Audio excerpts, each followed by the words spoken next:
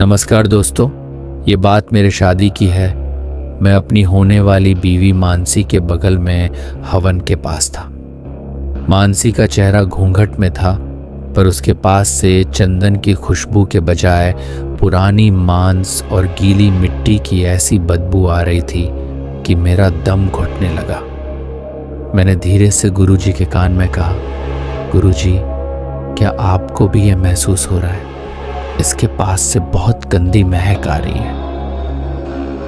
गुरुजी ने मेरी बात अनसुनी कर दी और मंत्रों की गति तेज कर दी। तभी आग की लपटें नीली होने लगी। मानसी के हाथ हवन के पास रखे थे। मैंने गौर किया तो मेरा गला सूख गया। उसके हाथ कोयले जैसे काले थे और कलाई की नसें इस कदर उभरी थीं जैसे वह बाहर निकल आएंगी। मैंने कांपते हुए अपने पिता का हाथ थामा। बापू, इसके हाथ देखिए, ये नीले और काले क्यों हैं? बापू ने मेरा हाथ झटक दिया और फुसफुसाते हुए कहा, सब वहम है तेरा, चुपचाप रस्म पूरी कर। तबगी गुरुजी ने कहा, अब वधू का हाथ थामिए। जैसे ही मैंने मानसी का हाथ थामा, वह आग से भी ज्यादा गर्म था। मेरा हाथ कांप गया।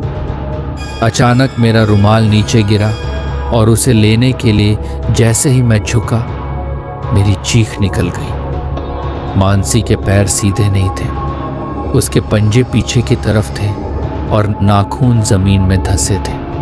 मैं पागलों की तरह पीछे हटा और चिल्लाया, ये औरत नहीं है, इसके पैर देखिए, इसके पैर उल्टे हैं। पूरे माहौल में घबराहट मच गई।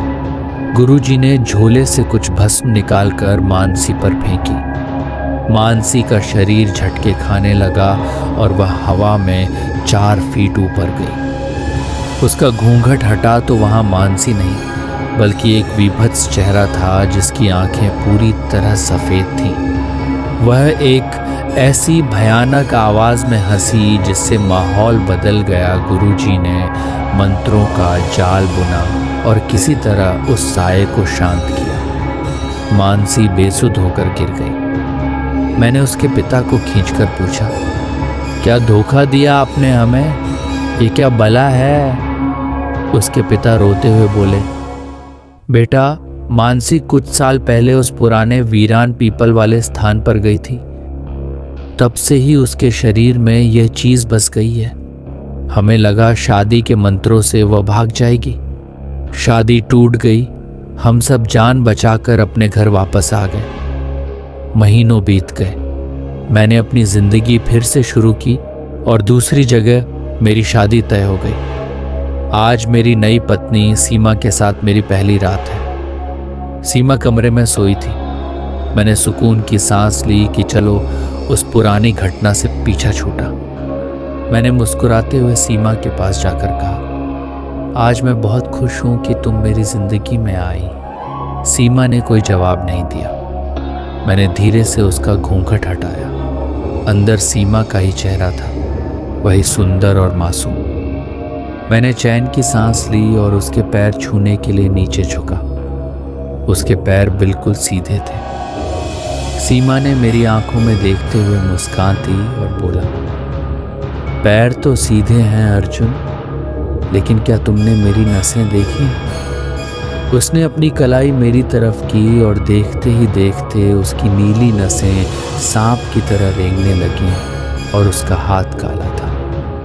वह धीरे से कान में फुसफुसाई, उस दिन मैं मानसी के शरीर से मैं निकल तो गई थी, पर मैं अपने घर नहीं, तुम्हारे पीछे तुम्हारे घर आई थी।